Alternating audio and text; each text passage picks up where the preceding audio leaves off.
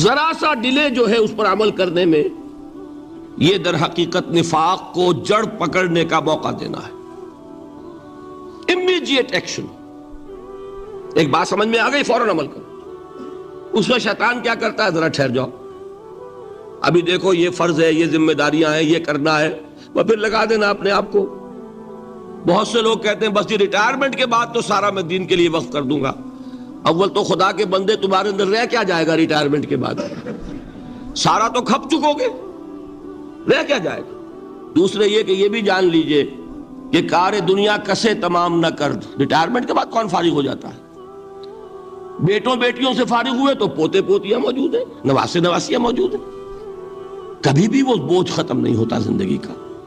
وہ تو یہ کہ آج بات سمجھ میں آئی ہے تو آج عمل ہونا چاہیے۔ قرآن مجید میں سورہ انعام میں بڑی شدید وعید آئی ہے، الفاظ ہیں یہ، وَنُقَلِّبُ أَفْئِدَتَهُمْ وَأَبْصَارَهُمْ كَمَا لَمْ يُؤْمِنُوا بِهِ أَوَّلَ مَرَّةٍ۔ انسان پر ایک حقیقت کا انکشاف ہوا کہ یہ بات حق ہے، فوراً تسلیم کرے، کسی مصلحت کی وجہ سے، کسی بزدلی کی وجہ سے، کسی لالچ کی وجہ سے، کسی اپنی سیادت یا قیادت کی وجہ سے۔ کیسے مان لوں؟ لوگ کہیں گے کہ یہ نیچے ہو گیا، وہ اونچا ہو گیا جس کی بات مانی، کسی وجہ سے رک گئے، تو اللہ تعالیٰ اندر سے وہ جو استعداد ہے حق کو پہچاننے کی وہ سلب کر لیتا۔ وَنُقَلِّبُ أَفْئِدَتَهُمْ وَأَبْصَارَهُمْ، ہم الٹ دیں گے ان کے دلوں کو بھی اور ان کی آنکھوں کو بھی۔ کیوں؟ كَمَا لَمْ يُؤْمِنُوا بِهِ أَوَّلَ مَرَّةٍ، اس لیے کہ وہ پہلی مرتبہ جب انکشاف حق ہوا ہے وہ ایمان نہیں لائے۔ اس کا میں ایک واقعہ آپ کو سنانا چاہتا ہوں کہ کس طرح صحابہ کرام پر بھی وقتی طور پر یہ واقعہ اگر صحابہ کرام کا نہ ہوتا تو یہ حقائق سمجھ میں نہ آتے۔ غزوہ تبوک کے موقع پر یہ میں جملہ انکمپلیٹ رہ گیا، ضعف ایمان کا حملہ ہو جاتا تھا، نفاق کا نہیں معاذ اللہ، لیکن ضعف ایمانی کی اگلی منزل شروع ہو جاتی ہے نا، نفاق۔ جہاں جھوٹ بولنا شروع کیا نفاق، جھوٹی قسمیں کھانی شروع کی سیکنڈ سٹیج، اور جہاں مومنین صادقین سے بغض اور عداوت پیدا ہو گیا وہ تھرڈ سٹیج۔ تو وہ ضعف ایمان کا کیسے ہوتا ہے یہ حضرت کعب ابن مالک نے بڑی تفصیل سے بیان کیا ہے۔ غزوہ تبوک کے موقع پر جہاں منافقین نے آ کر جھوٹے بہانے بنائے، جھوٹی قسمیں کھائیں اور حضور سے ایگزمپشن لے لی، چھٹی لے لی، رخصت لے لی، وہاں 3 ایسے صحابہ بھی تھے جو مومن صادق تھے، لیکن وقتی طور پر شیطان نے انہیں ورغلایا۔ کیسے ورغلایا وہ سمجھ لیجئے۔ کعب ابن مالک نے تفصیل سے بیان کیا ہے، اور میرے نزدیک یہ جہاں تک میرا مطالعہ ہے طویل ترین حدیث ہے، بخاری اور مسلم میں بھی موجود ہے۔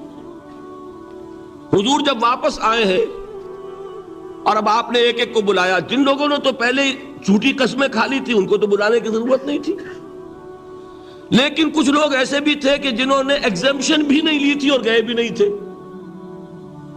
اب ان کو آپ نے ایک ایک کر کے پیشی ہوئی، آپ کیوں نہیں گئے تھے؟ تو اب جو منافقین تھے ان میں سے انہوں نے اس موقع پہ جھوٹی قسمیں کھا لی۔ خدا کی قسم حضور ہم تو بالکل تیار تھے، پوری میں نے تیاری بھی کر لی تھی، پورا ارادہ تھا، یہ وقتی طور پر یہ مصیبت مجھ پر آ پڑی۔ جس نے قسم کھائی انہوں نے کہا اچھا ٹھیک ہے جائیے۔ کعب ابن مالک کی باری آئی تو ان کے الفاظ اپنے یہ کہ جب میں پیش ہوا تو حضور کے چہرے مبارک پر ایک غصے والی مسکراہٹ تھی، زہر خند کہتے ہیں نا، ایک مسکراہٹ ہے لیکن غصے کے ساتھ، غضبناک۔ آپ فرمائیے آپ کیوں نہیں گئے؟ حضرت کعب یہ فرماتے ہیں کہ میں نے عرض کیا کہ حضور زبان میرے پاس بھی ہے، جھوٹ میں بھی بول سکتا ہوں، لیکن جھوٹ بول کر میں اس وقت آپ کی ناراضگی سے تو بچ جاؤں گا لیکن اللہ کے پکڑ سے نہیں بچ سکوں گا۔ میں اعتراف کرتا ہوں کہ جتنا صحت مند میں اس زمانے میں تھا کبھی نہیں تھا، جتنا فارغ البال اس وقت تھا کہ میرے پاس ساز و سامان موجود تھا راستے کے لیے، اتنا میں کبھی نہیں تھا۔ لیکن ہوا کیا؟ ہوا یہ کہ مجھے میرے نفس نے، شیطان نے پٹی پڑھائی۔ وہ پٹی کیا پڑھائی کہ حضور تو 30,000 کے لشکر کے ساتھ چلیں گے، تو لشکر تو سلولی موو کرے گا نا. تمہارے پاس بڑی تکڑی بڑی توانا صحت مند اونٹنی ہے، تم ذرا 2 دن بعد چلنا تیزی کے ساتھ اور حضور سے مل جانا. بس یہ تاخیر کا حربہ. تو انہیں خیال آیا کہ ابھی 2 دن گھر کی ٹھنڈی چھاؤں ہے، میں یہاں پہ جو آرام ہے وہ کر لوں. مجھے جگر کا شعر یاد آیا ہے کہ تپتی راہیں مجھ کو پکاریں، دامن پکڑے چھاؤں گھنیری.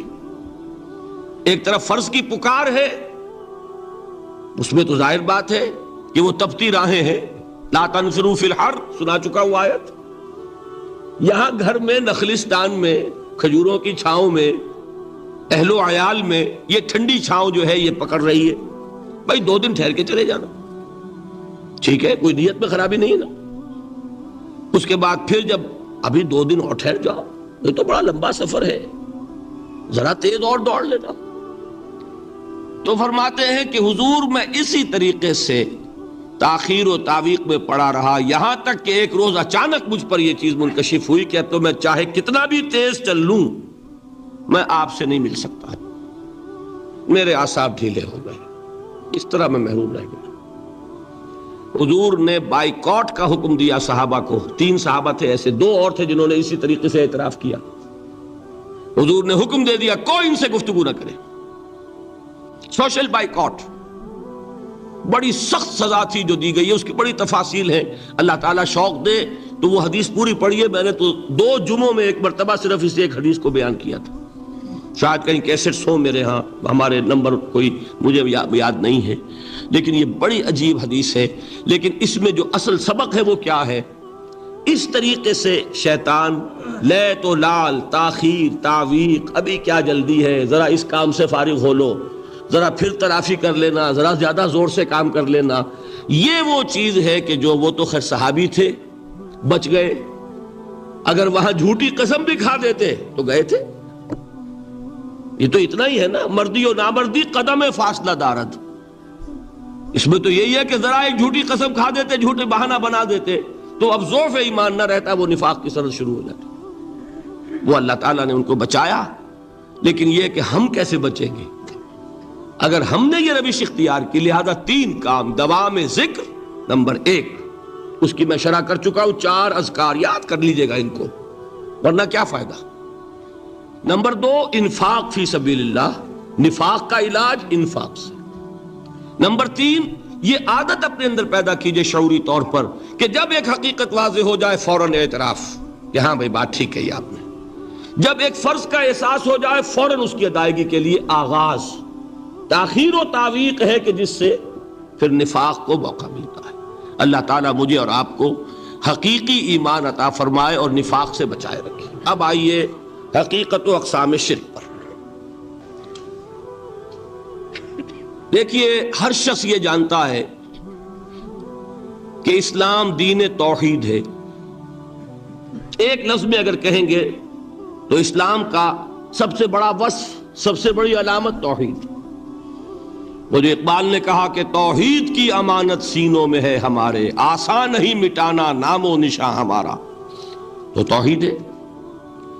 توحید کی ضد ہے شرک. ٹھیک، اس سے میں ایک نتیجہ نکالتا ہوں. کوئی مسلمان جان بوجھ کر مشرک نہیں ہو سکتا. یہ میرا نتیجہ ہے. جان بوجھ کر مشرک نہیں ہو سکتا.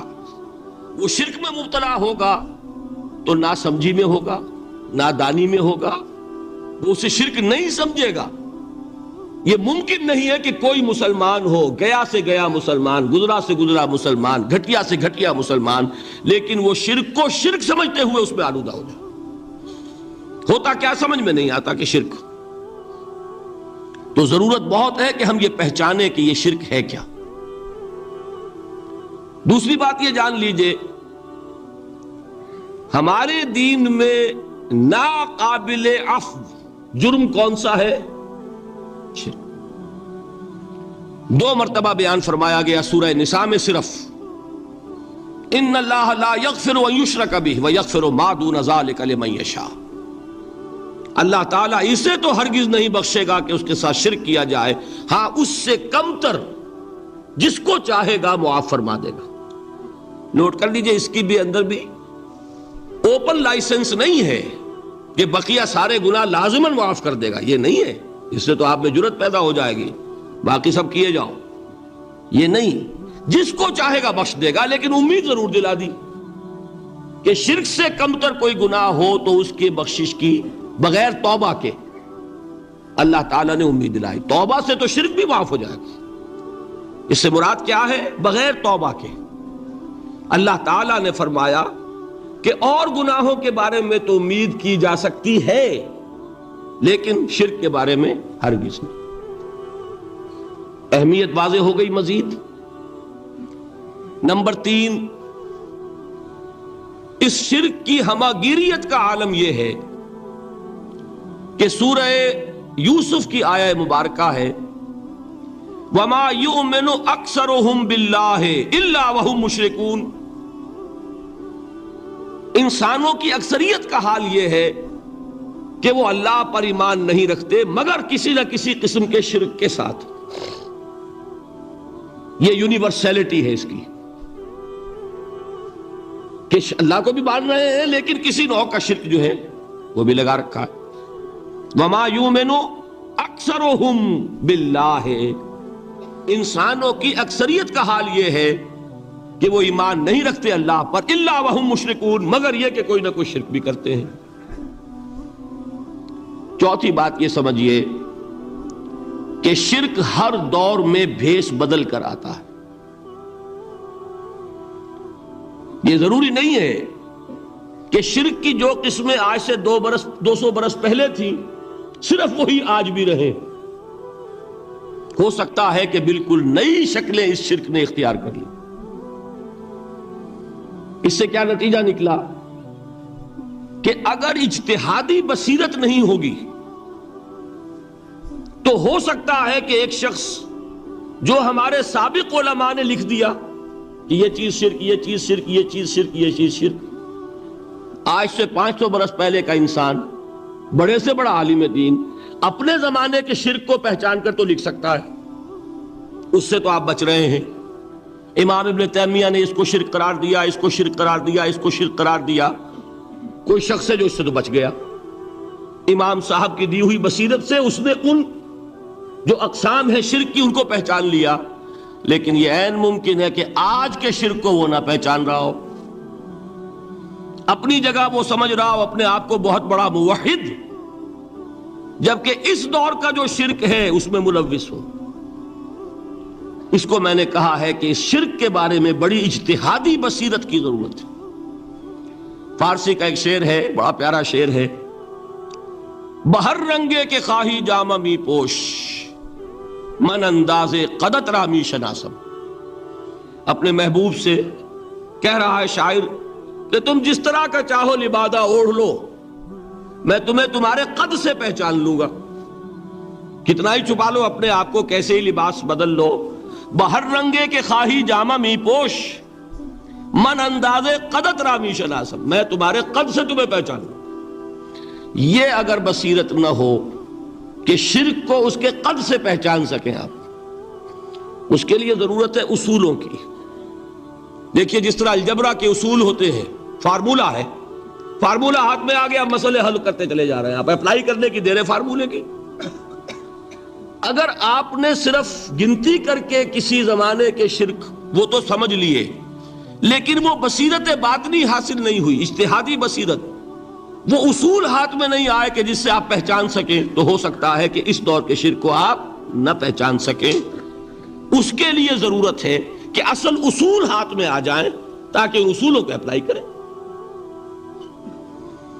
ایک بات مجھ سے اور سن لیجئے، میرا اپنا یہ تاثر ہے، ہمارے دین میں خیر، بھلائی، نیکی، چاہے وہ نظریے کی ہو، علم کی ہو، عقیدے کی ہو، عمل کی ہو، اخلاق کی ہو، وہ سب کیا ہے؟ وہ توحید ہی کے شجرہ طیبہ کی شاخیں ہیں۔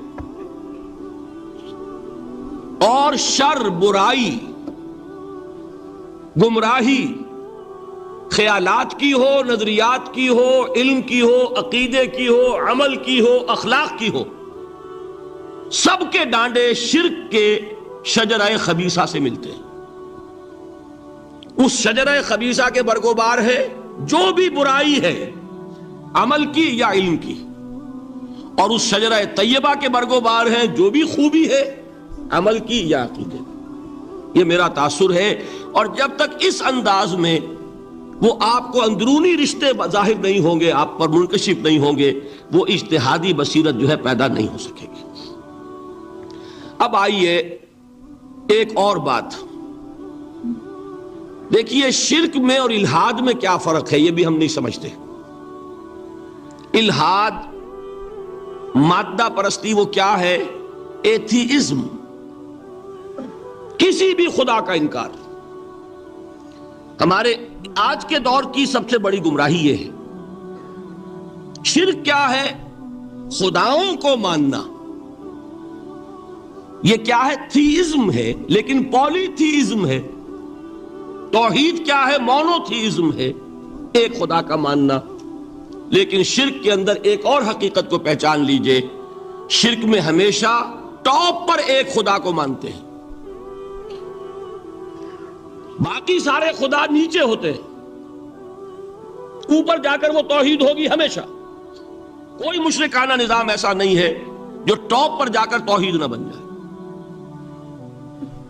دیکھیے، ہندو دیویاں دیوتا بے شمار، لیکن مہادیو وہ بھی کیا دو ہیں؟ مہادیو وہ تو ایک ہے۔ انگریزی میں گاڈز گاڈیسز، لیکن وہ چھوٹے جی سے لکھے جائیں گے، چھوٹے جی سے لکھے جانے والے gods and goddesses. Roman mythology ہو، گریک مائتھولوجی ہو، ان دیویوں دیوتاؤں کے نام ہی آپ نہیں یاد کر سکتے، لیکن گاڈ بڑے جی سے وہ ایک ہے کہ نہیں؟ ٹاپ پر جو ہے وہ ایک ہے، اس کو وہ بھی مانتے ہیں کہ اومنی پوٹنٹ، اومنیشنٹ، اومنی پریزنٹ، علی کل شیء قدیر، بکل شیء علیم، ہر جگہ موجود، وہ تو ایک ہی ہے، وہ تو کیپٹل جی سے لکھا جائے گا۔ باقی اس کے نیچے فوج ہے دیویوں کی، دیوتاؤں کی، خداؤں کی اور خدانیوں کی، وہ گاڈز اینڈ گاڈیسز ہیں۔ عرب میں کیا تھا؟ میں نے پہلے آپ کو وہ دو مثالیں دے دی ہیں، تیسری اور ایران کی لے لیجئے۔ خیر کا خدا اور شر کا خدا اور، ایک یزداں ایک اہرمن، ٹھیک، سنویت ہو گئی نا، دو خداؤں کو مانا، لیکن وہی ہے جو خدائے خدائے گاں، خداؤں کا خدا، اس کو ایک ہی مانتے ہیں۔ یہی معاملہ عرب میں تھا، اللہ وہ ایک ہی تھا ان کے ہاں۔ قرآن میں آتا ہے، ان سے پوچھئے وَلَئِن سَأَلْتَهُم مَّنْ خَلَقَ السَّمَاوَاتِ وَالْأَرْضَ لَيَقُولُنَّ اللَّهُ، جب ان سے کہا جاتا ہے کہ کس نے پیدا کیا آسمان اور زمین کو، یہ فوراً کہیں گے اللہ نے۔ فَأَنَّىٰ يُؤْفَكُونَ، تو یہ ماننے کے بعد کدھر جا رہے ہیں؟ وہ کیا کہتے تھے کہ وہ بڑا اللہ تو ایک ہی ہے، لیکن چھوٹے آلہہ ہیں۔ آلہہ اور اللہ میں وہی فرق ہے جو کیپٹل جی کا گاڈ اور چھوٹے جی سے گاڈز اینڈ گاڈیسز، وہی فرق ہے کہ جو مہادیو اور دیویوں اور دیوتاؤں میں ہے، وہی وہاں تھا۔ اللہ وہ ایک اور سپریم، سب سے بالا تر، اس سے اوپر کوئی نہیں، تخلیق میں اس کا کوئی ساجی نہیں، لیکن اس نے کچھ آلہہ ہیں جنہیں کچھ اختیارات تقسیم کیے ہوئے، کچھ اس کے لاڈلی ہستیاں ہیں جو سفارش کر سکتی ہیں۔ بس یہ شرک تھا مشرکین مکہ کا۔ بات سمجھ رہے ہیں؟ اس کا جائزہ لیں گے تو آپ کو، اور جو آج شرک کی اقسام میں بیان کروں گا اس کو ہاتھ میں لیں گے تو کسی موحد کا تلاش کرنا مشکل ہو جائے گا۔ ڈھونڈ اب ان کو چراغ رخ زیبا لے کر، آج جن کا نام مسلمان ہے ان کی اکثریت کسی نہ کسی نوع کے شرک میں مبتلا ہے۔ اب آئیے اقسام شرک۔ اقسام شرک میں بھی وہی کیفیت ہے جو نفاق کے بارے میں نے عرض کی تھی کہ ایک تقسیم یہ ہے جو علماء نے کی ہے، ایک ہے عقیدے کا نفاق، ایک ہے عمل کا نفاق. اسی طرح ایک ہے عقیدے کا شرک، ایک ہے عمل کا شرک. عقیدے میں نہیں ہے، عمل میں ہے. ایک تقسیم آپ نے سنی ہوگی شرک جلی، شرک خفی. ایک ہے ننگا شرک، کھلم کھلا شرک. ایک ہے چھپا ہوا شرک جو نظر نہیں آتا. لیکن ایک مغالطہ اپنے دل سے نکال دیجئے، بعض لوگ شرک خفی کو شرک نہیں سمجھتے. یہ بہت بڑی غلطی ہے. اگر وہ شرک نہ ہوتا تو حضور اسے شرک نہ کہتے. کوئی اور لفظ، عربی زبان کا دامن جو ہے محدود نہیں ہے، پھر اس کے لیے کوئی اور لفظ اختیار فرمایا جاتا ہے.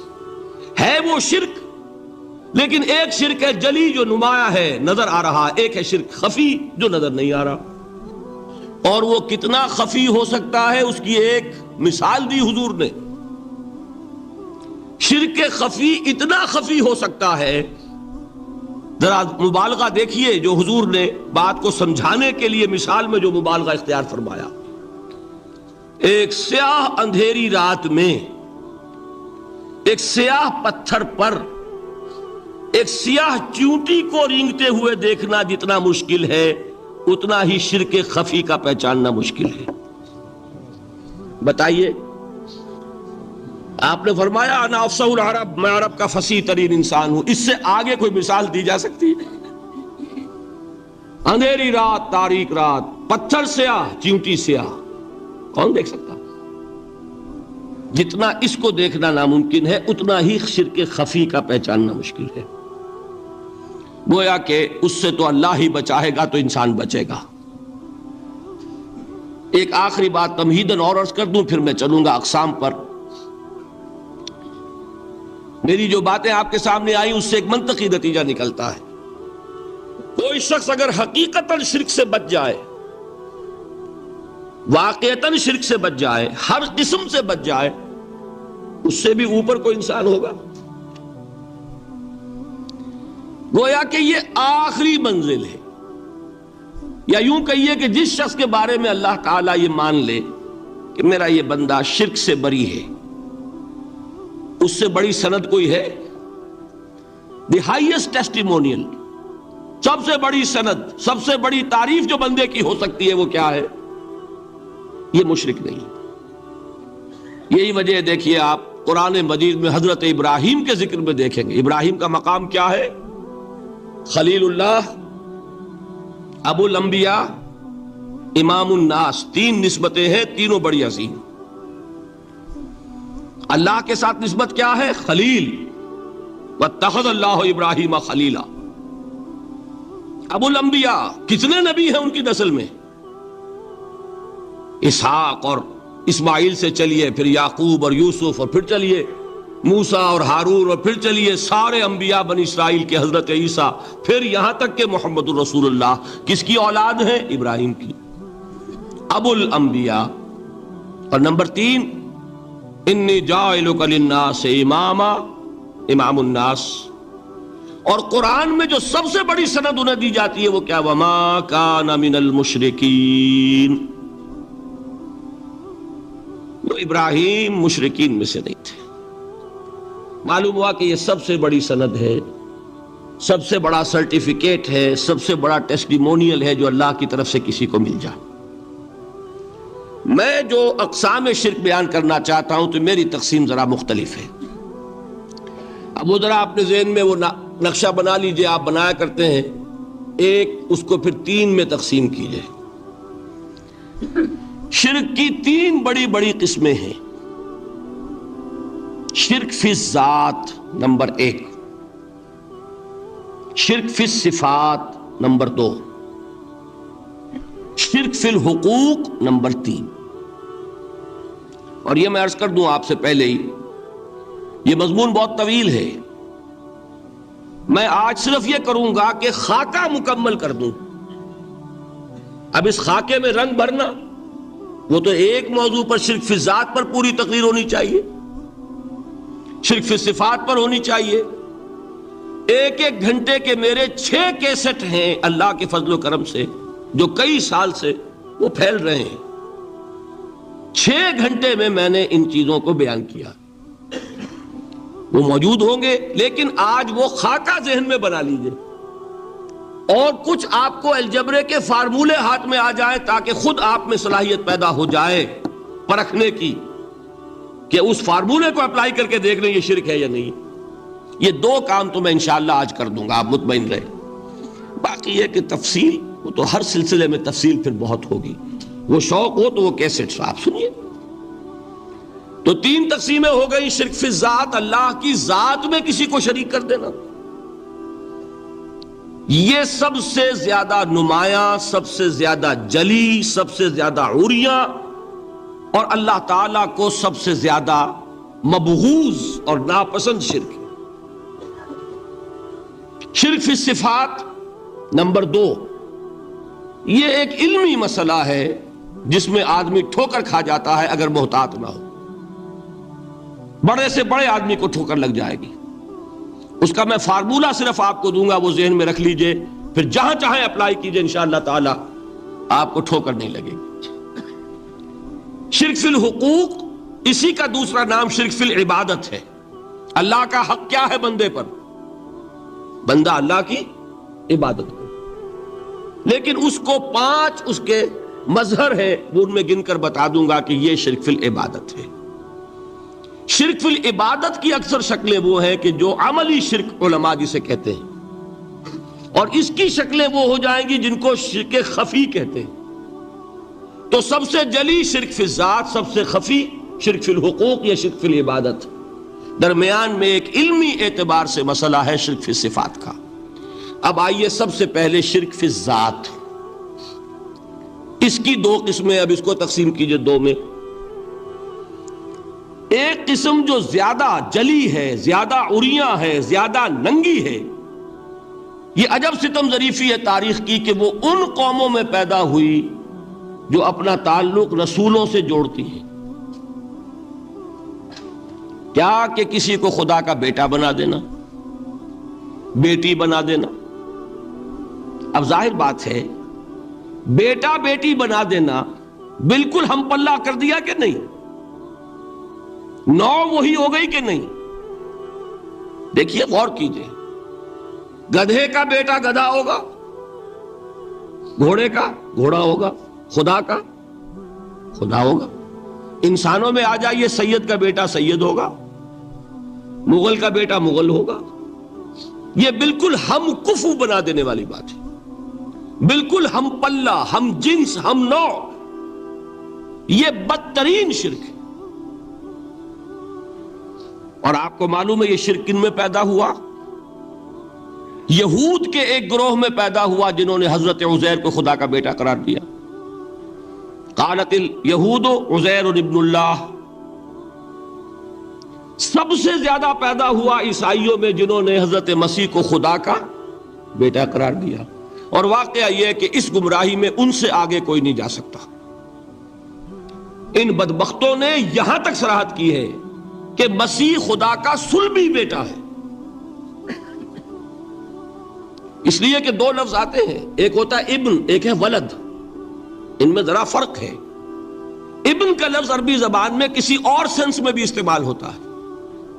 ابن السبیل کسے کہتے ہیں؟ مسافر کو۔ تو کیا وہ مسافر اور کیا وہ رستے کا بیٹا ہوتا ہے، سبیل کا بیٹا؟ ابن الوقت کسے کہتے ہیں؟ اپارچونسٹ۔ ابن الوقت کوئی اصول نہیں، گنگا گئے تو گنگا رام اور جمنا آئے تو جمنا داس، یہ کیا ہے؟ ابن الوقت۔ لیکن ابن کے معنی جو ہے وہ بیٹے کے بھی ہے، تو تعویل ہو سکتی ہے، لیکن انہوں نے ولد کہا ہے۔ ولد کسے کہتے ہیں؟ صلبی بیٹے۔ یہ بدترین شرک ہے۔ یہی وجہ ہے کہ قرآن مجید میں آپ دیکھیں گے کہ جتنا غضب اللہ کا ان پر بھڑکا ہے اس عقیدے پر، وَيُنذِرَ الَّذِينَ قَالُوا اتَّخَذَ اللَّهُ وَلَدًا، یہ قرآن نازل ہوا ہے محمد پر صلی اللہ علیہ وسلم تاکہ وہ خبردار کریں انہیں جنہوں نے یہ کہا ہے کہ اللہ نے کسی کو بیٹا بنایا۔ یہ سورہ کہف میں ہے، اور اگلی سورت سورہ مریم میں تو ایسا غضب اللہ کا ظاہر ہوتا ہے، وَقَالُوا اتَّخَذَ الرَّحْمَنُ وَلَدًا، لقد جئتم شيئا ادا تكاد السماوات يتفطرن منه وتنشق الارض وتخر الجبال هدا ان دعوا للرحمن ولدا وما ينبغي للرحمن ان يتخذ ولدا. انہوں نے کہا کہ رحمان نے کسی کو بیٹا بنایا؟ تم بہت بڑی گستاخی کی بات کر رہے ہو. تمہاری اس گستاخی کی وجہ سے آسمان پھٹ پڑنے کو ہے، زمین شق ہو جانے کو ہے، اور قریب ہے کہ پہاڑ ایک دھماکے کے ساتھ گر جائیں، کہ انہوں نے خدا کے لیے بیٹا تصنیف کر دیا. حالانکہ اللہ رحمان، اس کی شان اس سے بہت بلند و بالا ہے کہ اس کے کوئی بیٹا ہو. اس کی وجہ بھی سمجھ لیجئے کہ بیٹے کی ضرورت کسے ہوتی ہے؟ جو خود فانی ہو.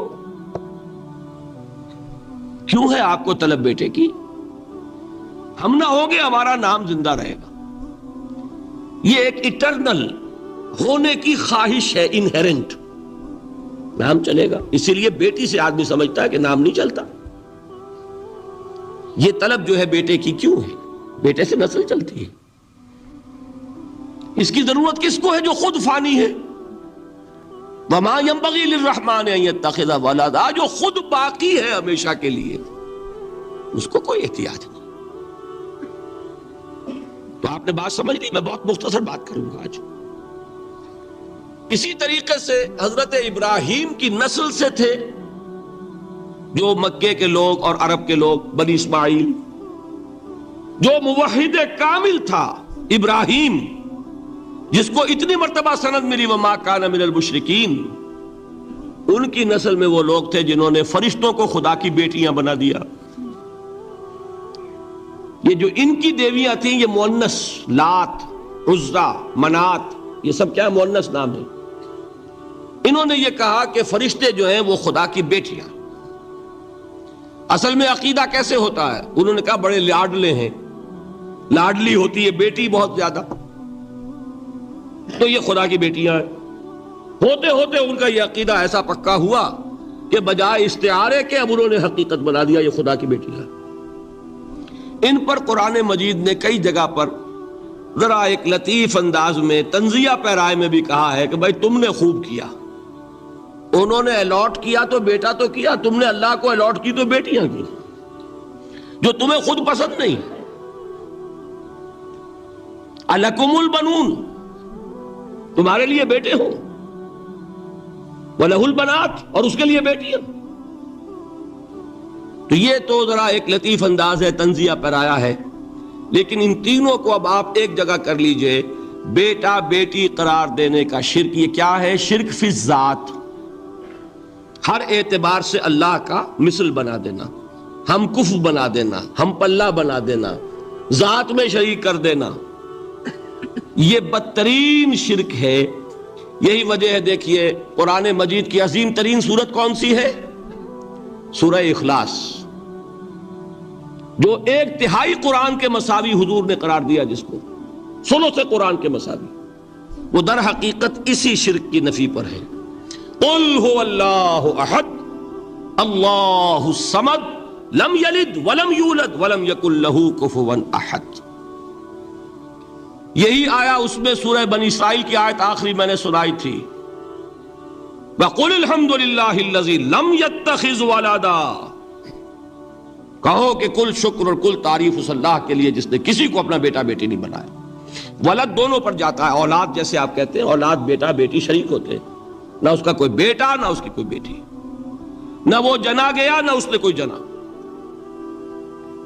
ایک قسم تو یہ ہوئی شرک فی الذات کی. دوسری قسم کیا ہے؟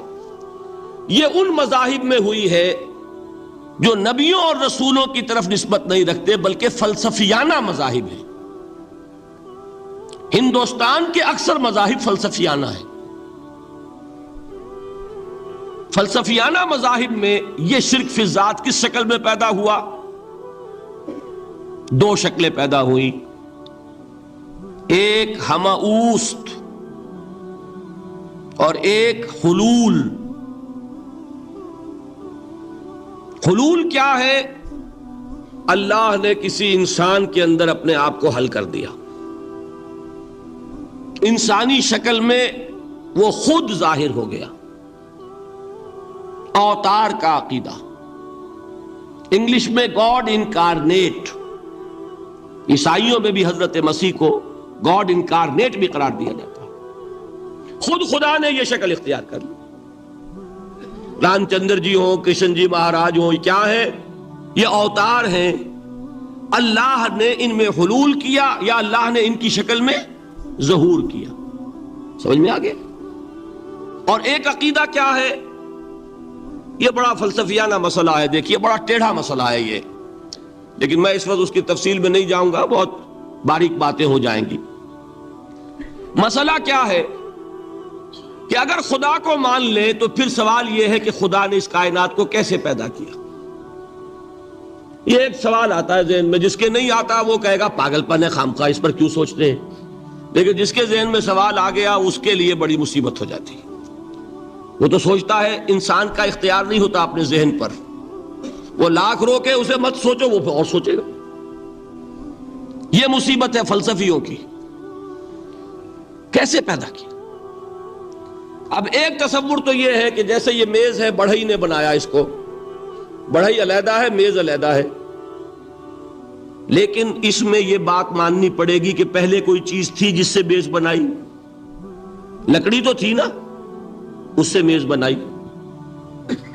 لہذا ہندوؤں میں ایک عقیدہ یہ ہے کہ خدا بھی قدیم، مادہ بھی قدیم، خدا نے اس مادے سے یہ شے بنا دی، مادے سے یہ بنا دی۔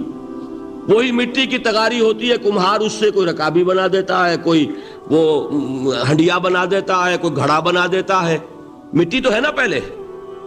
تو مادہ بھی قدیم، خدا بھی قدیم، اور مادے سے خدا نے یہ شکلیں بنا دی۔ ٹھیک، یہ بھی سنویت ہو گئی، توحید تو ختم ہو گئی۔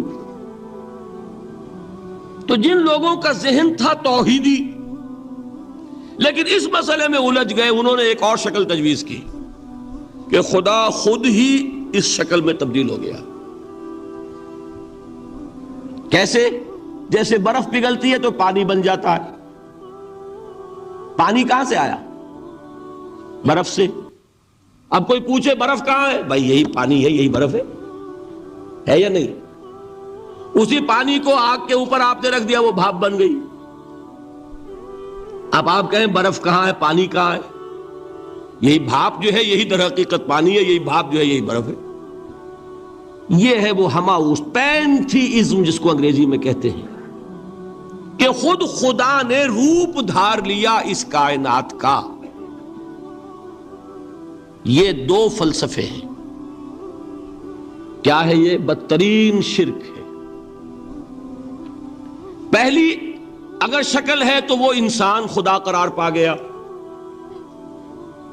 جس کو اوتار مانا وہ خدا ہو گیا کہ نہیں؟ اور دوسری شکل میں تو ہر چیز ہی خدا ہے، یہ بھی خدا، یہ بھی خدا، پتھر بھی خدا، درخت بھی خدا، ہر چیز خدا۔ اس لیے کہ وہ برف پگھلی ہے تو پانی بنا ہے، وہ پانی چاہے زیر زمین آ رہا ہے، وہ پانی چاہے زمین کے اوپر دریا کی شکل میں آ رہا ہے یا زمین میں سوتے چل رہے ہیں، پانی تو وہی برف ہے جو پہاڑوں پر ہمالیہ پر پڑا ہوا ہے، وہی پگھل رہا ہے، یہ کچھ بن رہا ہے۔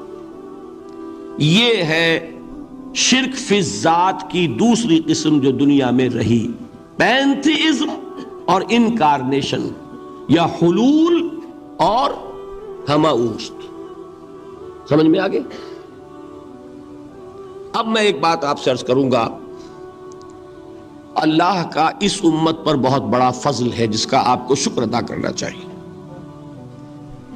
اس نوع کے شرک سے یہ امت 15ویں صدی شروع ہو جانے کے باوجود تاحال بحیثیت مجموعی محفوظ ہے۔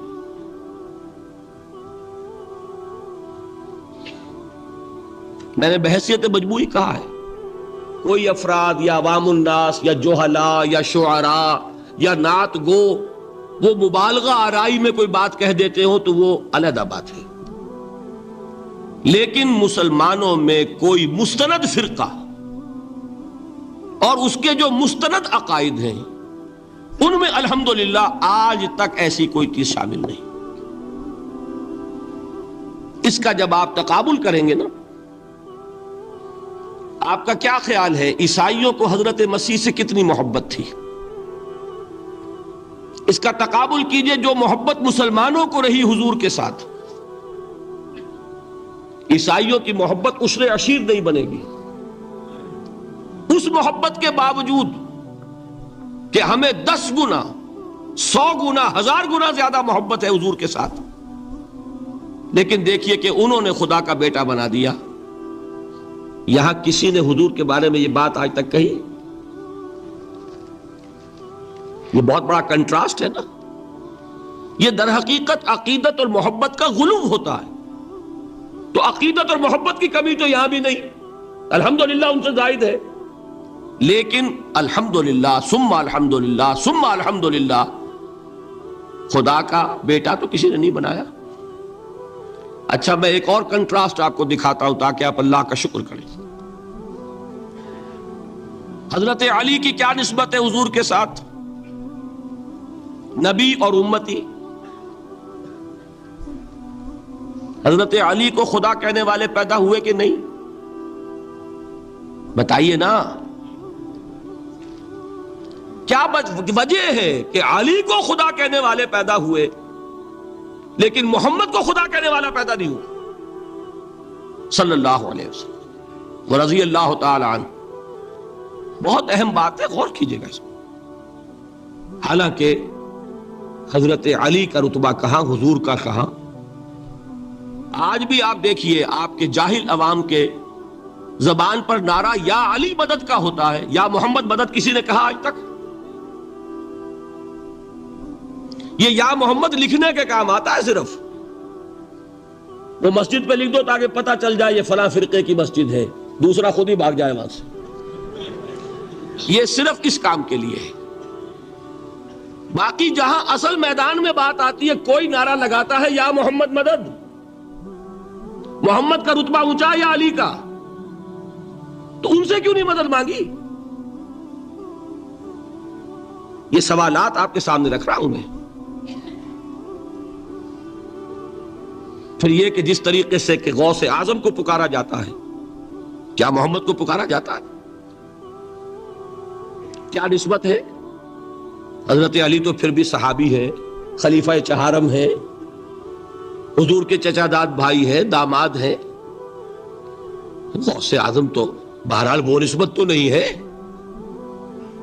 دیکھیے میں اس کا تعلق جوڑتا ہوں ختم نبوت سے. جس طرح اللہ نے خصوصی حفاظت فرمائی ہے قرآن کی، اسی طرح خصوصی حفاظت فرمائی ہے محمد الرسول اللہ. یہ اسپیشل پروٹیکشن ہے، ورنہ نہیں ہو سکتی تھی. یہ خصوصی تحفظ ہے اللہ کا. یہاں بگاڑ پیدا ہو جائے تو صحیح کون کرے گا؟ اب حضرت مسیح کی اصل حقیقت تو حضور نے آگے بتا دی. ذالک عیسی ابن مریم قول الحق الذی فیہ یمترون ما کان للہ ان یتخذ ولدا سبحانہ. یہ حضور نے آ کر حضرت مسیح کی حقیقت بیان کر دی کہ نہیں؟ سورہ مریم کی یہ آیات سنی تھی نجاشی رحمت اللہ علیہ نے جب حضرت جعفر ابن ابی طالب کی زبان سے، تو کیا کہا تھا تنکا اٹھا کر، خدا کی قسم جو ان آیات میں مسیح کا مقام بیان ہوا ہے، مسیح اس سے تنکا بھر بھی زیادہ نہیں ہے. لیکن اگر محمد الرسول اللہ کو خدا کا بیٹا بنا دیا گیا ہوتا یا خدا بنا دیا گیا ہوتا تو کون آتا اس کی اصلاح کے لیے؟ جیسے قرآن مجید کا تحفظ ہے ایسے ہی محمد الرسول اللہ کا تحفظ ہے. وہ تحفظ ہوا کیسے ہے؟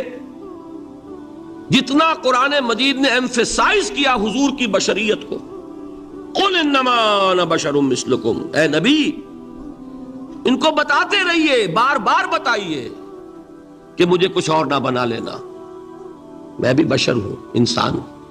ہاں مجھ پر وحی ہوتی ہے، تم پر نہیں ہوتی، یہ فرق ہے. میں رسول ہوں، تم نہیں ہو. یہ بعد میں ذرا اور مسئلہ میں واضح کروں گا. ابھی صرف یہ نوٹ کیجئے کہ یہ تحفظ جو ہے، جیسے قرآن کو تحفظ دیا لیکن اس کے لیے ذرائع بھی ہے نا. یہ حفظ قرآن کا سلسلہ جو ہے یہ اس کا ذریعہ بنا. یہ رمضان میں تراویح جو ہے اس کا ذریعہ بنی. ہمارے ملکوں کے اندر تو حفاظ کو مسجدیں نہیں ملتی، تلاش کرتے پھرتے ہیں.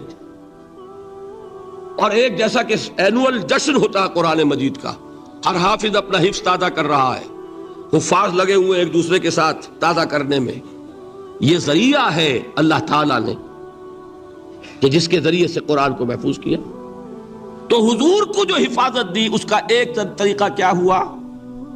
قرآن مجید میں حضور کی بشریت کا نمایاں کرنا، اور دوسرا یہ کہ خود حضور نے ایسی باریک بینی سے روکا۔ یہ بھی آپ کو پسند نہیں تھا کہ میں آؤں تو تم کھڑے ہو جاؤ۔ سنا کہ نہیں سنا آپ نے؟ صحابہ کو آپ روکتے تھے۔ ایک صحابی کی زبان سے نکل گیا ما شاء اللہ و ما شئت، جو اللہ چاہے اور جو آپ چاہیں، فوراً ٹوک دیا اجعلتنی للہ ندن، کیا تم نے مجھے خدا کا مد مقابل بنا دیا؟ مشیت صرف اس کی ہے۔ یہ روک ٹوک، یہ وہ چیزیں ہیں کہ جس کی بنا پر اللہ نے تحفظ عطا فرمایا۔ یہ جو آپ نے فرمایا میری قبر کو کسی جلسے اور جشن کا مرکز نہ بنا لینا، فرمایا کہ نہیں فرمایا؟ اللہ تعالیٰ لعنت فرمائے بنی اسرائیل پر کہ انہوں نے اپنے نبیوں کی قبروں کو وہ میلہ گاہ بنا لیا۔ یہ ساری وہ ہیں، یہ تحفظات ہیں، یہ بچاؤ ہے، یہ امت کو متنبہ کیا جا رہا ہے کہ محبت اور عقیدت کا غلو جیسے پہلے ہوا، یا اہل الکتاب لا تغلو فی دینکم، اے کتاب والو اپنے دین میں غلو سے کام نہ لو۔ یہ غلو محبت، غلو عقیدت ہے جس کی بنا پر وہ خدا کے بیٹے بنا دیے گئے، اور اگر وہ ہوتا یہاں اللہ کا نہ معلوم اللہ کے برابر کس طریقے سے حضور کو بنا دیا جاتا، لیکن قرآن نے خود حضور نے اس کی پیش بندی کی، جس کا ظہور ہم دیکھ رہے ہیں کہ اللہ کے فضل و کرم سے یہ امت تا حال بحیثیت مجموعی محفوظ ہے۔ البتہ دیکھیے شاعروں کی باتیں اور ہوتی ہیں، اور عوام کی اور واعظوں کی اور نعت گوؤں کی باتیں جو ہے وہ اور ہیں۔ میں جس چیز کی نفی کر رہا ہوں وہ علماء کی بات ہے۔ شاعروں کا تو قرآن مجید کے اندر خود ہی بھاڑا پھوڑ دیا اللہ نے، وَالشُّعَرَاءُ يَتَّبِعُهُمُ الْغَاوُونَ أَلَمْ تَرَ أَنَّهُمْ فِي كُلِّ وَادٍ يَهِيمُونَ إِنَّهُمْ يَقُولُونَ مَا لَا يَفْعَلُونَ۔ مبالغہ نہ کریں تو شعر میں رنگ ہی پیدا نہیں ہوتا۔ پھر شعر کائے کو کہنا ہے نثر کہو بھائی، مبالغے سے اس میں ایک تاثیر پیدا ہوتی ہے۔ وہ مبالغے ہمارے شاعروں نے، ہمارے نعت گوؤں نے کیے ہیں، اور اس میں اللہ تعالیٰ انہیں معاف کرے بالکل اوتار کر الفاظ بھی استعمال کر دیے۔ وہی جو مستوی عرش تھا خدا ہو کر، اتر پڑا وہ مدینے میں مصطفیٰ ہو کر۔ بتائیے رام چندر جی کے بارے میں جو عقیدہ ہے، اب کیا فرق رہ گیا؟ بال برابر فرق ہے یہاں کوئی؟ اور نقطے پیدا کرتے ہیں۔ مدینے کی مسجد میں منبر کے اوپر بغیر عین کا ایک عرب ہم نے دیکھا، کیا سمجھ میں آیا؟ عرب میں سے عین نکالا کیا بنا؟ یہ نقطہ آفرینی ہے۔ اسی طریقے سے ہماری شاعری میں کچھ ہماؤست کا رنگ بھی پیدا ہو گیا۔ خود کوزاؤ، خود کوزا کرو، خود گلے کوزا، خود رند سبو کش، خود برسر آکوزا خریدار بے آمد بشکست و رواں شد۔ وہ خود ہی کوزا ہے، خود ہی مٹی ہے جس سے کوزا بنا ہے، خود ہی کوزے کا بنانے والا ہے۔ سمجھ رہے ہیں؟ الفاظ تو بڑے پیارے ہیں، بڑے مزیدار ہیں، آدمی ایک دفعہ وجد میں آ جاتا ہے، لیکن ہے کیا؟ وہی ہے نا کہ وہی جو برف تھا پگھل کر پانی بن گیا۔ خود کوزاؤ، خود کوزا کرو، خود گلے کوزا، خود رند سبو کش، خود ہی اس کوزے میں شراب ڈال کے پیتا بھی ہے، خود ہی مٹی ہے، خود ہی وہ بنانے والا ہے، خود ہی کوزا ہے، خود ہی اس میں شراب ڈال کے پیتا بھی ہے، اور خود ہی اس کوزے کو توڑ کر اپنا راستہ بھی لیتا ہے۔ اب آپ اس پر سر دنیے اور جو چاہے کریں، لیکن یہ کہ اس کا ڈانڈے مل گئے کہ نہیں اسی ہماؤست سے؟ لیکن یہ کسی مفتی کی بات ہے کیا؟ یا کسی ائمہ دین میں سے کسی کا قول ہے؟ بھائی شاعروں کی باتیں سن لیا کریں، اللہ اللہ خیر صلی اللہ۔ ان چیزوں کا بہت زیادہ سختی کے ساتھ نوٹس بھی لینے کا کوئی فائدہ نہیں ہوتا. بات وہ ہونی چاہیے کہ جو علماء کہہ رہے ہوں، مستند عقائد ہوں، جو ان کی کتابوں میں درج ہوں، ان سے بات ہونی چاہیے. تو یہ چیزیں، یہ گمراہیاں آئی ہیں، لیکن الحمدللہ ثم الحمدللہ کہ یہ عوام میں ہے، جہلاء میں ہے، شعراء میں ہے، نعت گوؤں میں ہے. یہ کسی بھی مستند دینی فرقے کے مستند علماء میں ہاں موجود نہیں. البتہ ایک مسئلہ جو ہے نور اور بشر کا، وہ ذرا تھوڑا سا میں حل کر دوں آج. آپ سمجھتے ہوں گے لا ینحل ہے. میں نے جس طرح کہا تھا کہ امام بخاری کا قول بھی 100% درست اور امام ابو حنیفہ کا بھی 100% درست ثابت کیا کہ نہیں، اسی طرح میں کہتا ہوں جو حضور کو بشر کہتے ہیں وہ بھی 100% درست، جو حضور کو نور کہتے ہیں وہ بھی 100% درست. مطلب کیا ہے؟ دیکھیے، ہر انسان کے وجود کے دو حصے میں نے پہلے دن شاید کچھ بیان کیا تھا. ایک خاکی وجود، اور اینیمل بینگ جو حیوان ہے ہمارا، ایک وہ روح ربانی جو اس میں پھونکی گئی. آدم میں جب وہ روح پھونکی گئی تب وہ مسجود ملائک بنے. فَإِذَا سَوَّيْتُهُ وَنَفَخْتُ فِيهِ مِن رُوحِي فَقَعُوا لَهُ سَاجِدِينَ. دو جگہ آئے تھے قرآن مجید میں، ایک شوشے کے فرق کے بغیر، سورہ حجر اور سورہ صاد. جب میں اس کو پوری طرح تیار کر لوں اور اس میں اپنی روح میں سے پھونک دوں تو گر پڑنا اس کے سامنے سجدے میں. ہمارا جو خاکی وجود ہے وہ ظلمانی ہے، اور جو ہمارا روحانی وجود ہے وہ نورانی ہے. اس کی نسبت کس سے ہے؟ اللہ سے. بات سمجھ میں آئی؟ لیکن ہم نے اپنے اس نورانی وجود کو اپنے خاکی ظلمانی وجود میں دفن کیا ہوا ہے، اور محمد الرسول اللہ صلی اللہ علیہ وسلم کا وہ نورانی وجود آپ کے اس خاکی وجود پر اس درجے غالب تھا کہ وہ خاکی وجود معدوم کے درجے میں ہے، لیکن وہ حضور صلی اللہ علیہ وسلم پر اثر انداز نہیں ہو سکتا. وہی خاکی وجود ہے جسے ہم نفس کہتے ہیں. نفس غلبہ کر سکتا ہے محمد پر صلی اللہ علیہ وسلم. حضور کی شخصیت کی نورانیت نے آپ کی شخصیت کے خاکی وجود کا احاطہ کیا ہوا. ہماری شخصیت کی ظلمانیت نے ہماری اس نورانیت کو گل کیا ہوا، دفن کیا ہوا، چھپایا ہوا ہے. بس یہ فرق ہے. انہیں آپ کہہ لیں نور، صحیح ہے، ان کی نورانیت غالب ہے. یہی بات ہے جو حضور نے اس طرح سمجھائی. دیکھو، ہر انسان کے ساتھ ایک شیطان ہوتا ہے،